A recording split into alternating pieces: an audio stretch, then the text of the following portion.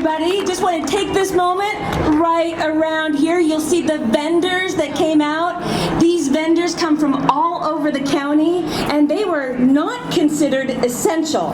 So they've been shuttered. So if you get a chance and you want to do a little bit of pre-holiday shopping, they're right here. Also, we have some food trucks over there if you're hungry. So I am very excited to announce our next speaker, Justin Hart. He regularly appears on KUSI News. He is a data expert, and he is going to break it down. Come on over. Big hand, Justin Hart. Oh, thank you, Amy. And thank you, Alondra. Like Alondra said, there is power in numbers, right? And you have to know that the truth and the numbers are on your side just today. Just today we have confirmation of this. Because the reason we are all masked up, the reason we're social distancing, the reason they try to shut down our businesses and keep us indoors is because they're scared of asymptomatic spread.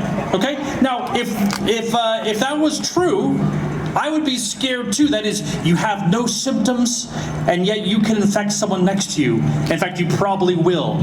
Turns out, that's not true. Here are the numbers for you.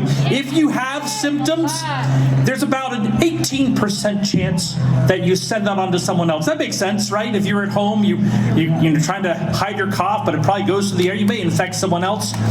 But guess what? They just found out the numbers on the asymptomatics. 0.7. That is, you are 25 times less likely to pass that on. In fact, it is practically nil. So imagine that we are all masked up. We are all just completely locked in our homes for no apparent reason. And it's hugely infuriating. You should be mad about that. And we should bring those numbers. So I'm here to tell you the numbers. I want you to remember these 50, 50, 50. Okay, these are numbers you can rattle off to your friends when they say, well, what are the true numbers? He says, well, we can talk about the virus, but let's talk about the other side of the equation, right? Our great congressman, our senator, our mayor, they all know these numbers because they hear it. Not about the truth about the virus, but the truth about the lockdowns and how devastating it is, right? 50% of cancers went undiagnosed at the peak of this pandemic. Can you imagine that? 50% of chemo treatments were missed by people who needed those treatments because they felt scared or because they were deemed non-essential. 50% of fentanyl overdoses increased nationally. In some areas, those suicide rates are as high as 135%. So 50, 50, 50. Remember that when you talk to your friends, because it's vital for them to understand the impact that these terrible shutdowns have. We've never tried this before. This isn't in any epidemiology book. If you're sick, they will sometimes quarantine you. If you have tuberculosis and you get on a plane, they'll say, hey, you gotta get off the plane, you're gonna infect a lot of people. But no one's ever taken a town, a county, a city, a state, a country, and saying everything needs to quarantine and shut down. And that's a crazy idea too. Another stat we just found out, 80% of people who died of coronavirus had a lack of vitamin D. Okay, so the solution is what? Lock you all in your homes so you don't see the sun and you're all stuck in home. It makes no sense, right?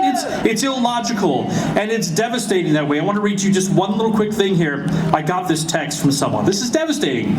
North of us in Orange County, both of my elderly parents died this year, 4 months apart.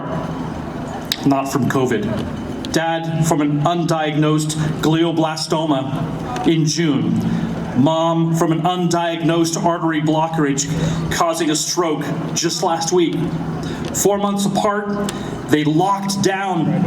They were afraid to go out at all, even for medical care. Our family is devastated and they will never be the same.